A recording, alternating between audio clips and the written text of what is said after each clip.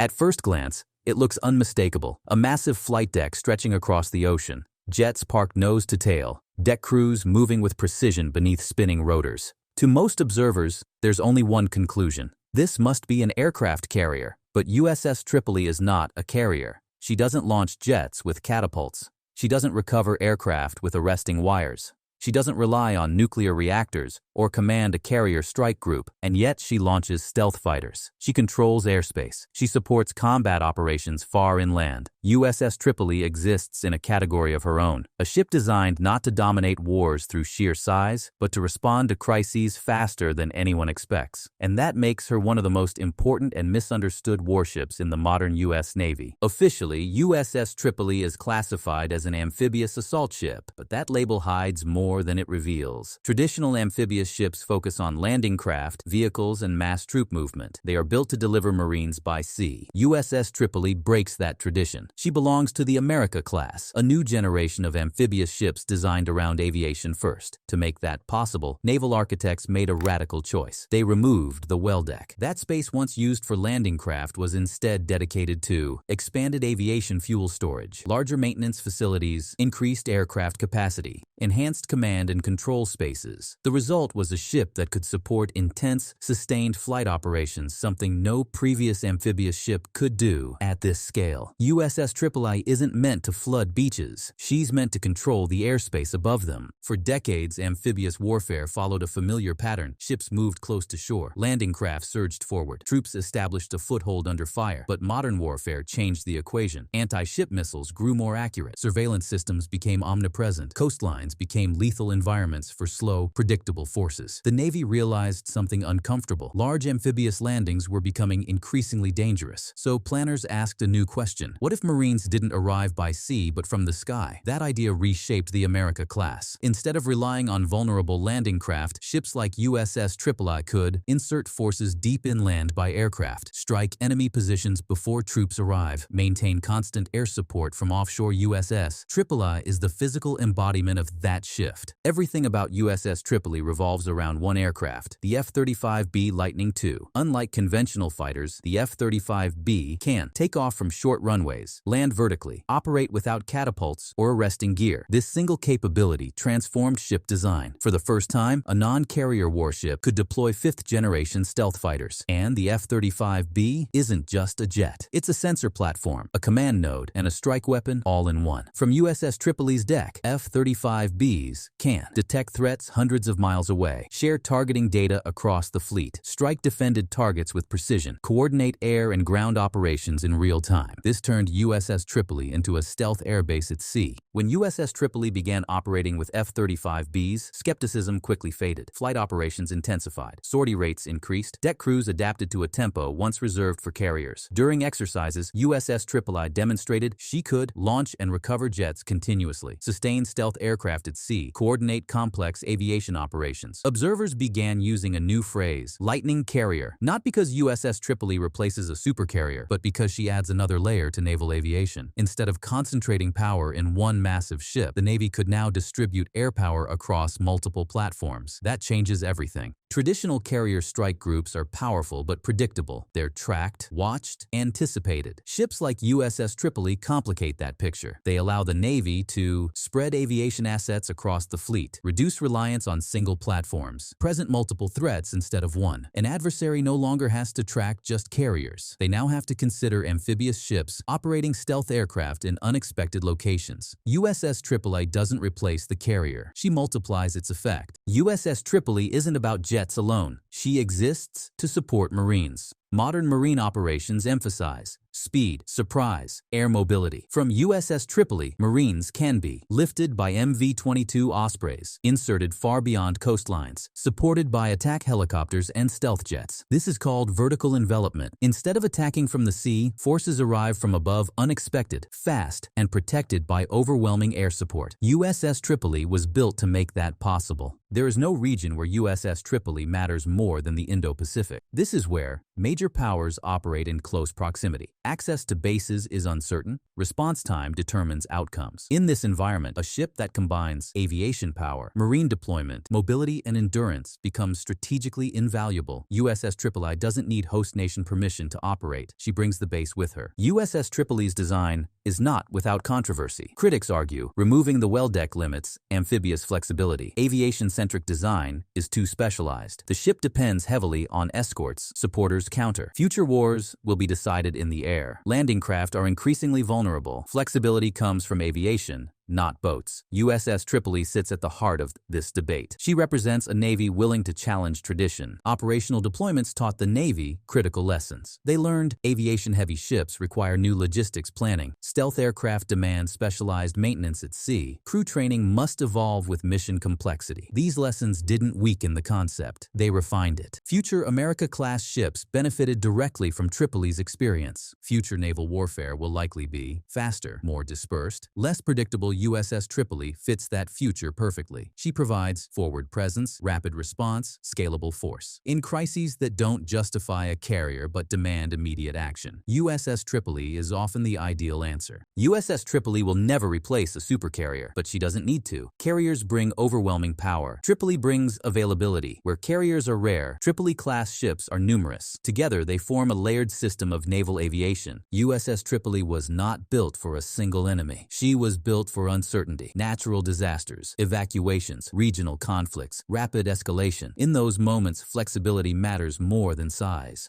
USS Tripoli represents a transition, a Navy moving away from rigid roles toward adaptable platforms. Her success will influence ship design, marine doctrine, naval aviation strategy, long after her first deployments fade from headlines. USS Tripoli doesn't dominate through fear. She dominates through options. She gives commanders choices. She gives Marines reach. She gives the fleet flexibility. In a world where wars don't follow plans, USS Tripoli doesn't wait for certainty. She sails ready.